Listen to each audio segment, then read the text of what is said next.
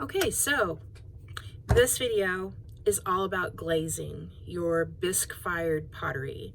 So when you come in, you'll check the shelf and if you have a piece out of the bisque firing, which is meaning your first firing in the kiln, your pottery comes out as your stoneware. It'll sound like china, and it's ready now to be glazed. So first thing you're going to do is pick your color. I have quite a few colors when you come into the studio that you can see, and I have sample chips with what they look like, so you can pick some colors that you like. Glazes are going to be an all over glass coating that you're going to apply to your bisque pottery, okay? The one thing that I ask is that we don't glaze the bottom of your pieces.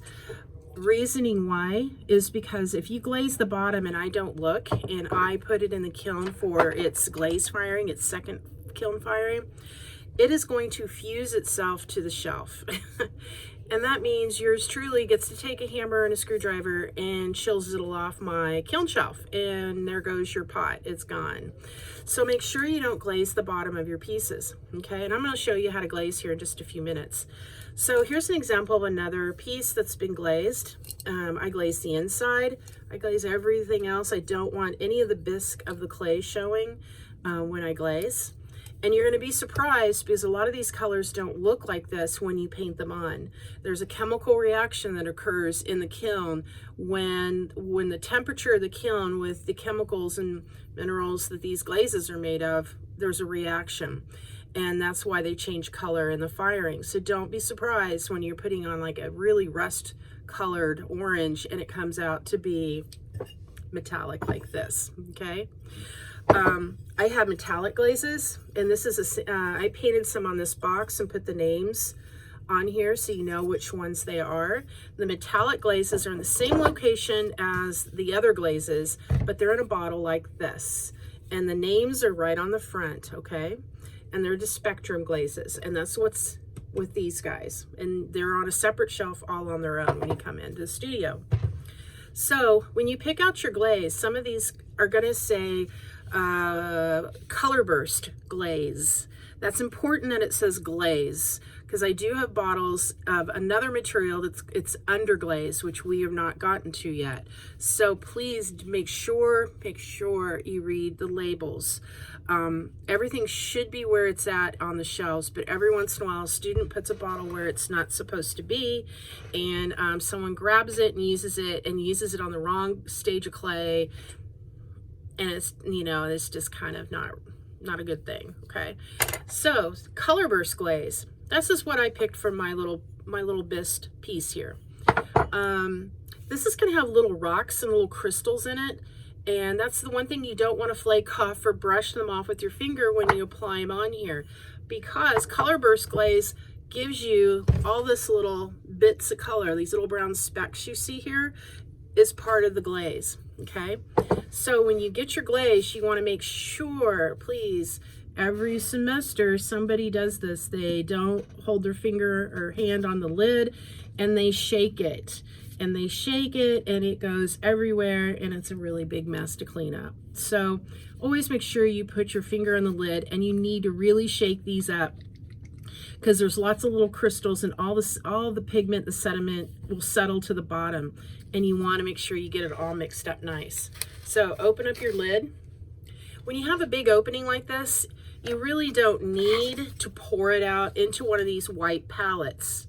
I have these in the cabinet with, you know, with the brushes you guys have been using. So you really don't need to pour it out. You're going to pick your widest, biggest brush to apply glaze. You certainly would not want to pick an itty bitty teeny little brush, and I don't have any, oh yeah I do, like this little guy here, to paint on your glaze, okay? You'll see all your brush marks. You want to use your fat brush, all right? So first thing you're going to do, we're going to avoid the bottom. Even if you get glaze on the bottom, you accidentally forgot, take a damp sponge and wipe the bottom off. And you might have to stand at the sink, wring your sponge out, get water, wring it out, and clean it off so it's not got any glaze on the bottom. Okay, so glazing. I always just kind of dip my brush in my glaze. I start on the inside and I just force that glaze down in these little, you know, crooked little pointy things down in there, nooks and crannies, so it looks good. And I just kind of, I can scrape off my glaze here, and I can just keep making sure I cover all my bisque. One thing with glaze, you cannot spread it around and smooth it out. I usually put on a coat just like that, let it dry. I'm going to put on 2 even coats of glaze. And so when I'm putting it in, I'm just kind of smoothing it on. And so now I've got the inside pretty much done, just like that. And you see all those little crystals, little black, those little dark specks? I like those. Those are going to do pretty things. So now it's time to go to the outside. And all I'm going to do is start applying my glaze. And where I've poked these holes or punched that texture, I'm going to have to kind of force my glaze down in there with my brush.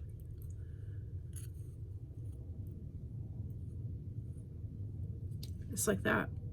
Okay. So I have to let this dry before I touch it, because I don't want to get my grubby little greasy fingertips all over my glaze. And you can tell when it's dry because it won't be glossy shiny. Right now mine is still glossy shiny. And so I'll kind of go over what I can reach, and where I got a little bit on the bottom, I'm just going to wipe that off with a sponge when I'm all done. Okay. And then when you're done, you put it back on the shelf where it says to be glaze fired. It'll come out, and then you will have something shiny and pretty from the kiln. So I can use, I'm using the color Blue Caprice on this guy. If I wanted to, I could pick maybe, this is gonna, I can't remember the color of this. It's gonna be a real pretty lightish blue. Might brush on a darker blue over the top of it and see what I get. Glaze, you really don't know what you can, what it looks like when you mix them. I usually stay with one color because they're just really pretty colors on their own. So I always make sure I get the lip of my bowl. And if I can see the bisque clay underneath my glaze, I know I need another coat. All right. So this is your glaze for your bisque fired pottery that you'll be doing. And it's kind of the fun part when they come out of the glaze kiln. All right. Okay.